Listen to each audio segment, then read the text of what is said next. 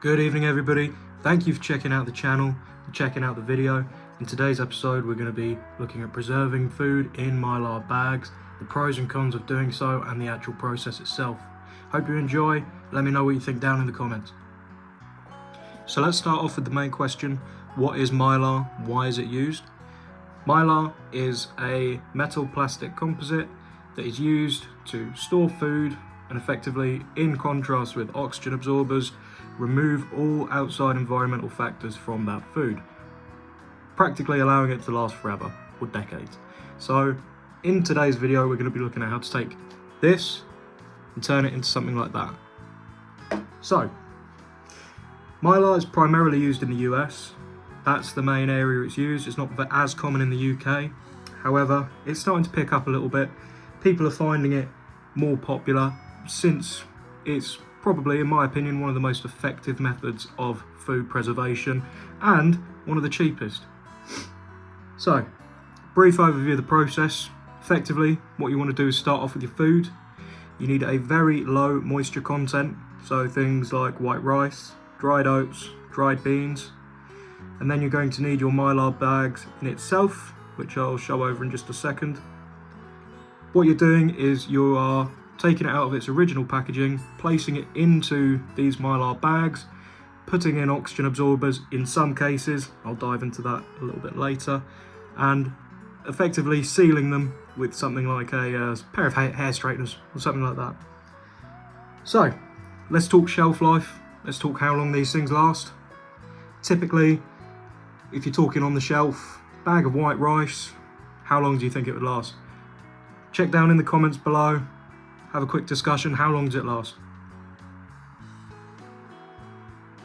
So, white rice in itself typically lasts anywhere from 1 to 5 years depending on the condition and the environment that it's stored in. Factors that come into that are moisture, both in the general environment and in the air. Other factors come into the kind of storage it's in, so be it plastic, glass, etc.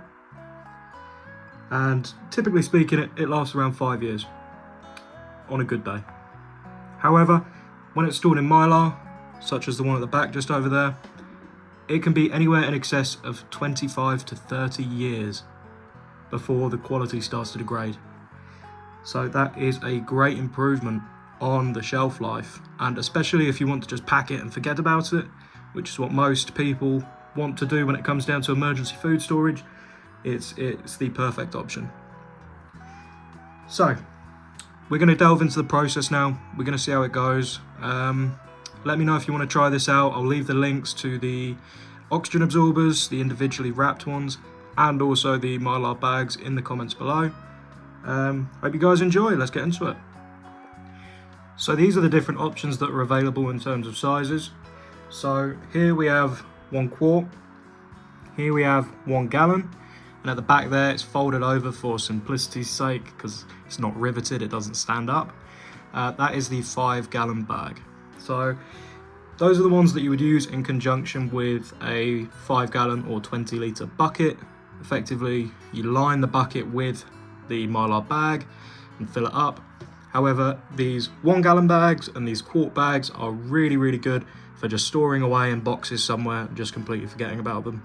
So these are the size options that are available. Typically, depending on what you're storing will depend on what bag you use. So for example, using bags like this for salt and sugar, or bags like this for white rice, ones at the back for rice, these ones for beans, so on and so forth. It just depends on how much of what you want to store. So it's really customizable and it's really brilliant. You can do it exactly how you want it. So this is a quick display of some of the items that you'll need.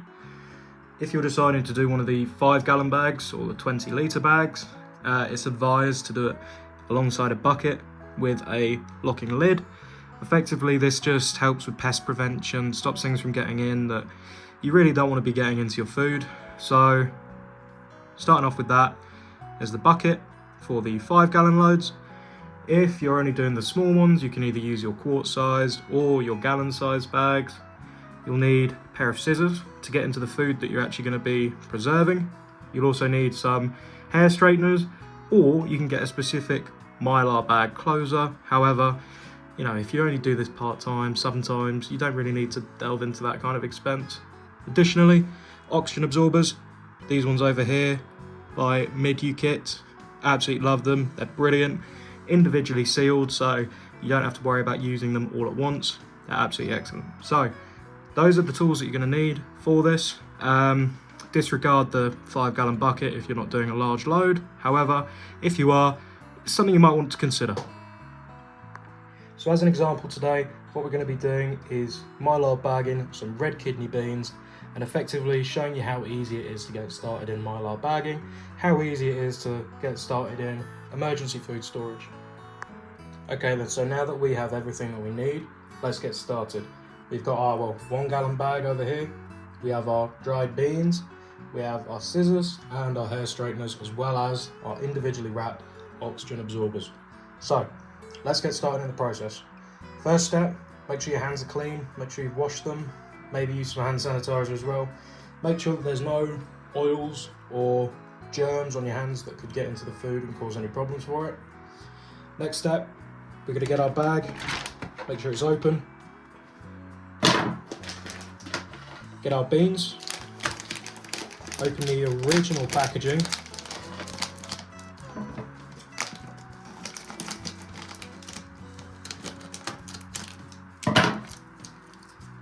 And if it's an easy pour container, something like this, you just open it up.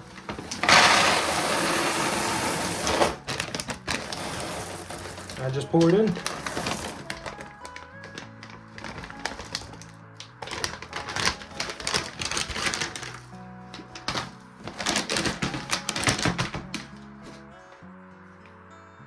So, this bag could take more in it. It's 1.75 kilograms of red beans. However, I want this to lay pretty much perfectly flat inside of my food storage box. So what I'm going to do is I'm going to call it there, make 2 individual ones, and then effectively flatten out the contents so that it's nice and flat and it gets that nice vacuum sealed effect. So now that we've gotten to this step in the process, what we're going to do now is plug in our hair straighteners, let them warm up for a minute, and as soon as they're warm, we're going to close this seal most of the way along. Okay, so make sure that this sort of pop and seal is done all the way, and then we will seal most of the way along, leaving a small gap at the end. Now that small gap is to ensure that we can put our oxygen absorber in there and make sure that effectively we are utilising that absorber as much as we can given the allocated time. They don't last very long. So let me plug these in, get them heated up, then we'll start that part of the process. Okay, so now that your heating device, your hair straighteners, these are just ones that I stole from the missus, the ones that she let me have. They don't have to be expensive at all, they can just be cheap as chips. Easy hair straighteners that you can get anywhere. So what we're going to start off by doing is sealing one side of the top part of the Mylar, leaving around 1 inch on this side free. Okay, let's start that now.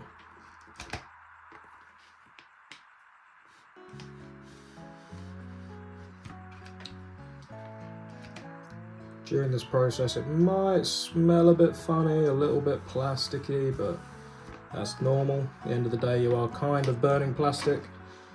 So that's done on that part.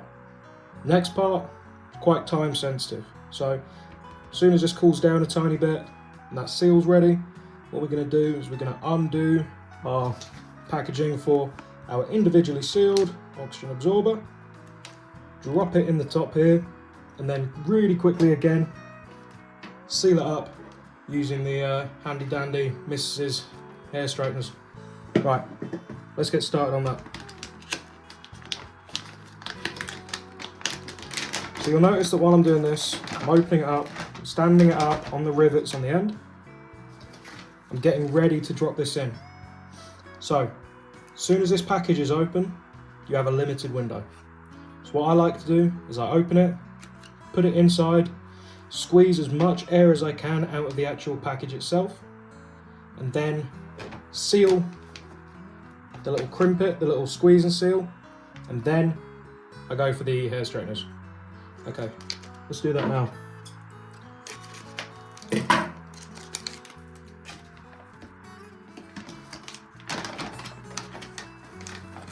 Okay, so now that that's in there, we're just squeezing down all the air that we can get out of it, trying as best we can not to crease anything up or damage anything. Okay, now that that's done, all we do is just really nice seal the rest of that up. Okay, making sure that we got ourselves a nice edge, making sure that everything is sealed up perfectly. And then if you feel like it, I usually do it. You just give everything a good shape.